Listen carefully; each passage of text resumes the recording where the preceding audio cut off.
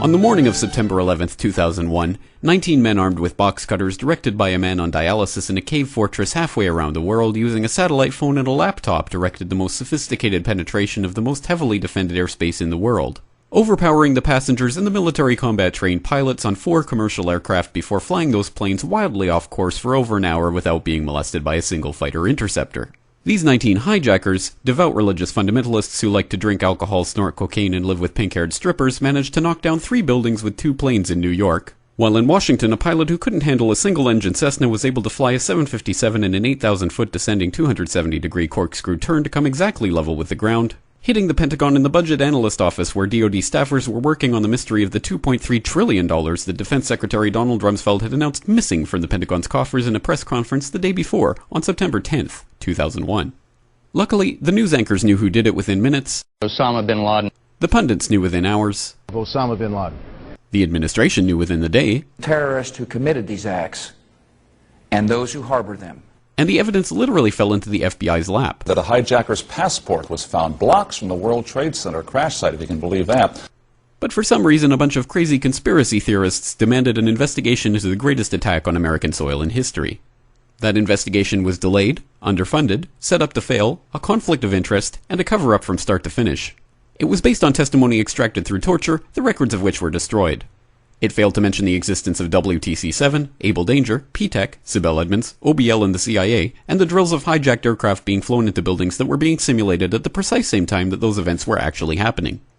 It was lied to by the Pentagon, the CIA, the Bush administration, and as for Bush and Cheney, well, no one knows what they told it because they testified in secret, off the record, not under oath, and behind closed doors. It didn't bother to look at who funded the attacks because that question is ultimately of little practical significance.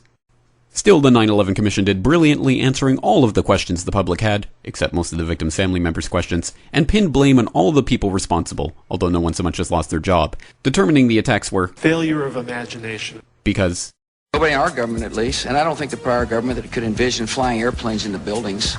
Except the Pentagon, FEMA, NORAD, and the NRO. The DIA destroyed 2.5 terabytes of data on Able Danger, but that's okay because it probably wasn't important.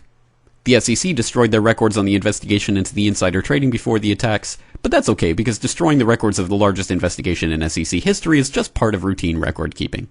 NIST has classified the data that they used for their model of WTC-7's collapse, but that's okay because knowing how they made their model of the collapse would jeopardize public safety. The FBI has argued that all material related to their investigation of 9/11 should be kept secret from the public, but that's okay because the FBI probably has nothing to hide. This man never existed, nor is anything he had to say worthy of your attention, and if you say otherwise, you are a paranoid conspiracy theorist and deserve to be shunned by all of humanity. Likewise him, and her, and her, and her, and him. Osama Bin Laden lived in a cave fortress in the hills of Afghanistan, but somehow got away. Then he was hiding out in Tora Bora, but somehow got away. Then he lived in Abbottabad for years, taunting the most comprehensive intelligence dragnet employing the most sophisticated technology in the history of the world for a decade, releasing video after video with complete impunity and getting younger and younger as he did so, before finally being found in a daring SEAL team raid which wasn't recorded on video, in which he didn't resist or use his wife as a human shield, and in which these crack special forces operatives panicked and killed this unarmed man, supposedly the best source of intelligence about those dastardly terrorists on the entire planet. Then they dumped his body in the ocean before telling anyone about it. Then a couple dozen of that team's members died in a helicopter crash in Afghanistan. This is the story of 9/11, brought to you by the media which told you the hard truths about his head could be seen to move violently forward. And they took the babies out of incubators. And mobile production facilities. And the rescue of Jessica Lynch. If you have any questions about this story, you are a batshit paranoid tinfoil dog-abusing baby hater and will be reviled by everyone. If you love your country and or freedom, happiness, rainbows, rock and roll, puppy dogs, apple pie, and your grandma, you will never ever express doubts about any part of this story to anyone.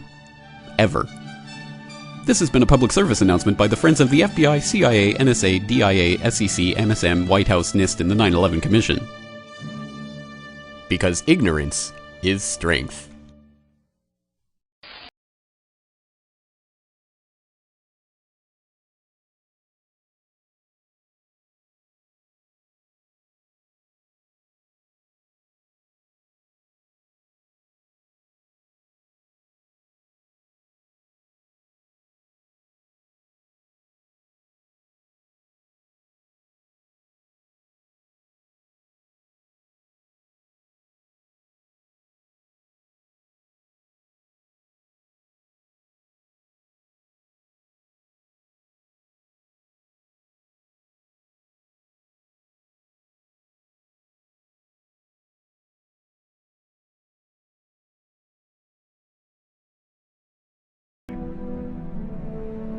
Operation Northwoods. It was something that was plotted out during the 1960s, signed by the Joint Chiefs of Staff, where they were going to fake terrorist attacks on American civilians and blame it on the Cubans so we could go to war with Cuba. It involved a bunch of shit, like blowing up a jetliner. They were going to have a drone jetliner and blow it up and say that people died on it.